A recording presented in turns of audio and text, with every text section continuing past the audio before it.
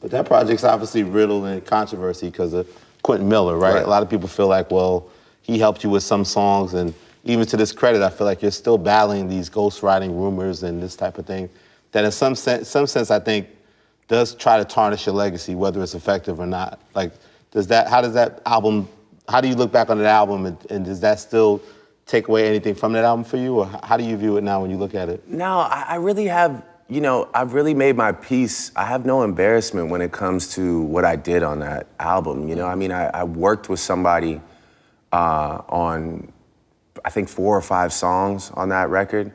I pulled my weight when it came to my pen. It wasn't like I just, it wasn't like I needed somebody to facilitate, entire ideas. We worked together. And if I need to be the poster child that took all those hits for all my peers hiding behind me that do the same thing every fucking album, that's fine, I'll do it. Because there's a lot of people that link up with other people and make records that you guys love, And that's kind of how music is a collaborative thing, It's and I understand in rap, of course, in your comment section, it's a little different because we conduct ourselves, and I still associate myself in that community, we conduct ourselves by a few different rules. We tweak the rules a little bit in the sense that... If it's a hook, it's okay. Yeah, it's like, there's things like that, but, with that being said, like, anybody that knows me knows that my strongest talent is writing. That is my strongest talent. I'm not a great singer. I'm a good performer. I've grown into a great performer. But my greatest talent is writing, and that's why people ask me to write songs for them. That's why people like to get in the room and write with me. And yeah, I want to just encourage anybody, like, look, if it makes a great song and you're the one that's voicing it, but it's you and this other person that's cooking it up, you're not doing anything wrong, and that's like just, again, for me speaking to any new artist, like, don't let anybody tell you that you're not supposed to collaborate on music. That's what this is for. We should, whatever gets you to that destination where you have, a great body of work. If you need somebody to write the whole thing and all you do is just go in and track it, there's still artists that exist like that to this day that people love and revere, and they sell out stadiums. That's not you, though. That's not me, no. I've wrote by the way, all my biggest songs and any song that really, really did damage for me, I've wrote every single lyric. So I think the idea was like try to discredit you as an MC that all of that doesn't come from your pen. Of course. You're saying that comes from your pen. But again, curated by the people who are ready to see the downfall of Drake. So again, just another little like, let's try this angle, It's really like I said, I've done studio sessions with people. When I collaborate with people, I always send the idea first. I'm the one that picks the beat and goes, yo, here, just put a verse on this and take that for your album, your single or whatever. I put work in. People know me. I'm good for it. So that's why I'm never really stressed about like that narrative. It's cool. It's fun. Again, it's cool for like memes and people that want to laugh and all that dumb shit. But how do you feel in that moment of Meek sort of putting that out there and then everything goes crazy, right? A guy that was your friend, things get a little hectic with you guys at that point, right? Yeah. He was. I think he was in a bad mental spot, and he just made like a decision to go crazy. It was, if I remember correctly, it was based on a show that I didn't show up for. That was like the tip of the iceberg. I think we had a little miscommunication, and he was under the impression that I'd confirmed that I was pulling up to one of his shows, and I think it was maybe one in Philly, and I didn't show up, and my management or somebody reached out to say I wasn't coming. And I think, that being coupled with whatever,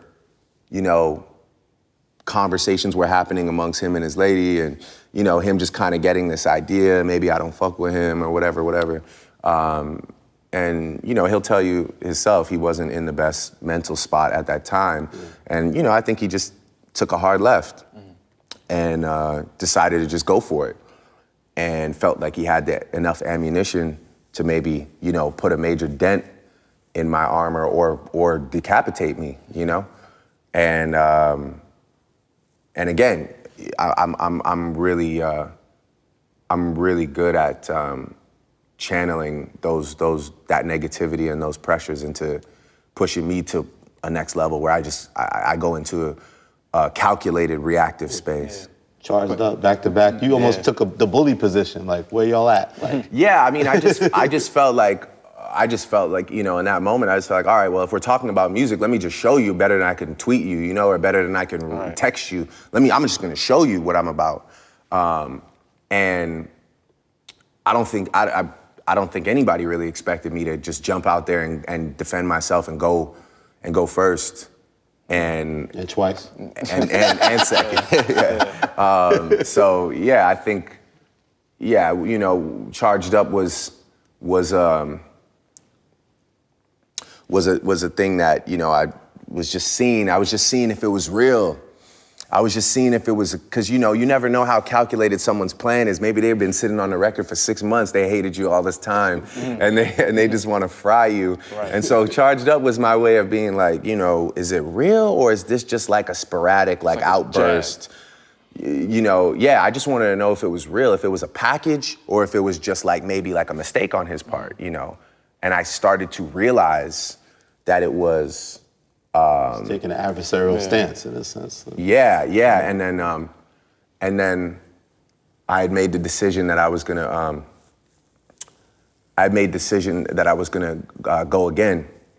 And I remember I was working on some beat. I think it was like a Boy Wonder beat or something like that. And it was like kind of more like rappy, you know? It was gonna be another like 100-bar thing, and I was with Serena at the time, and we had been talking a lot about her and Sharapova going back and forth over the years, and she had made this comment to me, and she was like, "Well, look, if you're gonna go again, you know, she's like, that beat that's on in there, it's just that," she's like, "You gotta finish it." And you know, she's a top competitor. Right. So she was like, "You gotta finish it." Like, I'm talking about done, over. And it's gotta be something that everyone that he's with and him have to hear. Can't ignore it. Right. Yeah. You can't do some shit that's just for the moment and then it goes away. Yeah. She kind of put this battery in my back, funny enough. And then at the time, just, you know, again, timing, this kid Dax walked in the studio and never met him before, played a beat, and that was the first beat. Right. And it was slow. It was super slow.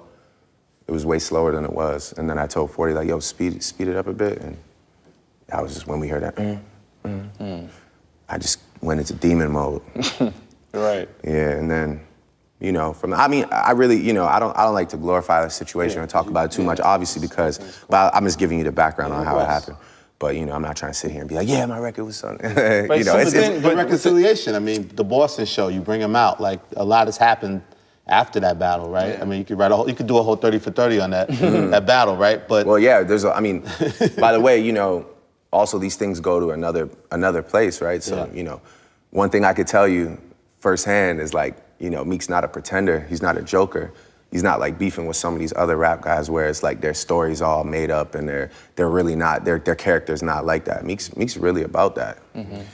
And so, you know, and I can tell you firsthand, straight up, you know, I'm not gonna, you know, I know obviously he's made a change in his life, but I'll be the first to tell you that. Meek's that guy for real. So it's like, I wasn't beefing with no punk, right? You know? And it's like, yeah, for us to be able to turn that around was a big thing. I think we both felt an obligation just to everybody that had eyes on us, all these young kids. We had to turn that around because we know how far it was going, and almost went, you know.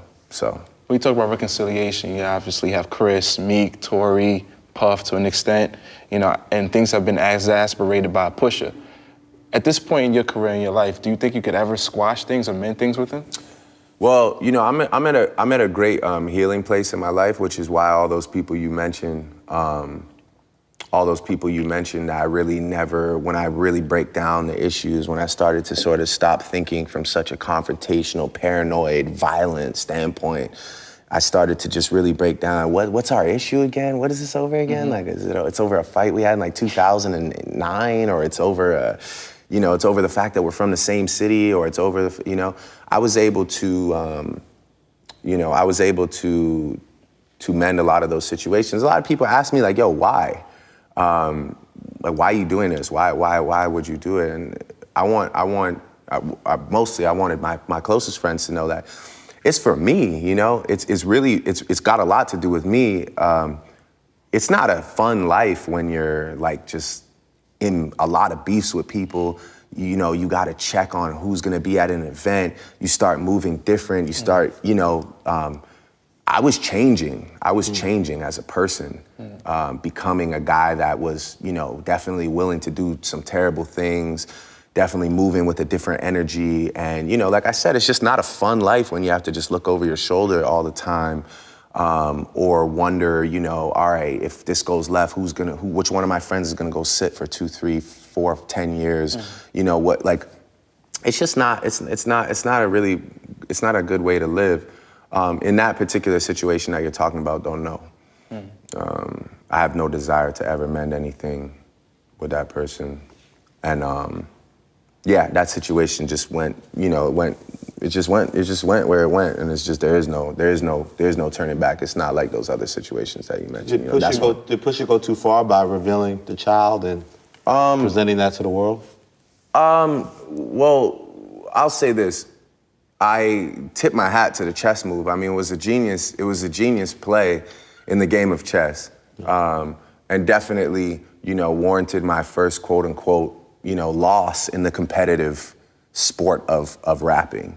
By choice, obviously, because I bowed out after realizing like the gap between us allowed him to drop, you know, a bomb on the world that really became that was all anyone cared about. You know, I sleep well at night knowing I didn't get outbarred and I didn't get, you know, dunned off by some crazy song that it was just, you know, he told the world that the biggest artist at the time has a kid that he hasn't told you about. So I knew kind of for me it was over at that point. It wasn't even about battle rap or any of that. It was just the information was too shocking. It was, like I said, on his part, it was a genius chess move. He obviously has no, like, you know, when it comes to me, he's not gonna have any like morals or respect. So the other elements of the record, whether it be like just like the shit that he's making up about my mom and my dad and all this like dumb shit, or you know, obviously the part that hit me the most, which is like, you know, wishing like that my friend that has an illness like dies. Like that shit to me is just not really wavy. Like I'm just not really with that. Like, and when I did say, oh, there's rules to this, I didn't mean there's rules that anybody has to follow. But like in battle rap, you know, they just headshotted that guy the other day because he was on stage and he pulled out a picture of the guy's dead aunt and started rapping about, you know, that type of shit. And it just is what it is. There's a point where you're gonna wanna stop rapping. I'm sure I could say something about, you know, your lovely lady or, you know, a child or a family member, and you're just gonna wanna not really rap anymore. So that's just kind of where I got to. I just had to admit, like, yo, I'm really, you know, and when I was making the record in response, which was a real record, I know people think it's like some myth. It was like on this Vinyls beat, and I just found myself saying things that like one seemed really out of character just because I was like deeply invested in the situation and getting very angry, and saying things that I don't know if in 2 years I'd want to hear myself say. And yeah, I just realized that like nobody cares about this guy, so it's not really much I can say better than Drake has a baby. He won, you know, he won off that bomb, you know, and so again, you know, it's a dub that like, you know, he could take it. Was that true that you wanted to reveal the child with Adidas campaign and things like that? I wasn't. I had at the time I was working with Adidas, and we were toying with the idea of a name being a play off of a name. Off of my son's name. I wasn't revealing my son with Adidas, or like I wasn't gonna have my son like in a fucking right. But yeah, no, I was just you know, to be honest with you, I actually did a DNA test for my son, and they came back to us and they said that the DNA test got ruined in transit, and that they couldn't be 100% sure that that was my son or not. So I was in a really weird pending situation where I didn't want to go tell the world that that was my son, and it wasn't. So, and if you see my son, you understand why. I'm mad. Here's the thing. I saw. You went in the shop. You showed everybody a picture. Be not saying he seen the picture. You showed it to me. And I thought we were cool, Dre. Yeah, I gotta see a picture. But yeah, no, if you see my boy, you'll understand. Like, you know, at the time I was like, I mean, he's just a stunning child, you know, with the brightest blue eyes. And at the time I was like, I don't know. But, you know, it actually wasn't until a week before the album came out that I got confirmation that that was definitely my son. It took me 2 more solid tests with 2 different companies. So, yeah, I mean, again, I wasn't like all the details of his record are all just like fabricated, so just to make it more interesting. The story is actually not really that interesting. The biggest part of it is that I have a son. But it wasn't like, oh, I'm hiding him and I still, by the way, I still won't post my son because the world's fucking crazy, man. Right. And like, you know, I'm in a co-parenting situation. Anybody that's in a co-parenting situation understands that you have to split time between 2 locations, so I can't always be there to make sure he's good. The last thing I want to do is have people running around going crazy trying to get my son and do all the crazy shit that they do to me here, showing up outside and with, you know, voodoo dolls and naked pictures. But do you feel like maybe you kind of crossed the line? That did happen the other day, by the way. Oh my goodness. Somebody did pull up with some nudes. What of you or so? No, of me. No, like of them. Oh. No, they pulled up with like some nudes and we had to burn them in the backyard. Oh my goodness. I felt the like Obia energy. It's like a seance. But do you feel like you crossed the line when you talking about Pusha? You mentioned his woman, you know, the Duppy freestyle, like. He has a point. He can say, yo, you brought up my lady's name. Oh, all bets are off the table. That's fine. You know, like I said, we all think differently, right? And even like, you know, even in the me and Meek situation, if you listen back to those records, and it's something that we've talked about before too, if you listen back, it's, you know, we didn't really go that crazy on each other. And we left Nick out of it, and we left kind of family out of it for the most part. Like, it's both just knew each other, more stuff about each other that you didn't go to also. Yeah, it's, well, whether there was information that didn't get revealed or not, the point is like, there's just some unwritten rules in the sport for some people, obviously not for him, and that's fine, you know? And he's just made an entire career off of it, you know? And some people like his music. I personally don't, because I don't believe any of it. And I like to listen to guys that I believe. But you were Eclipse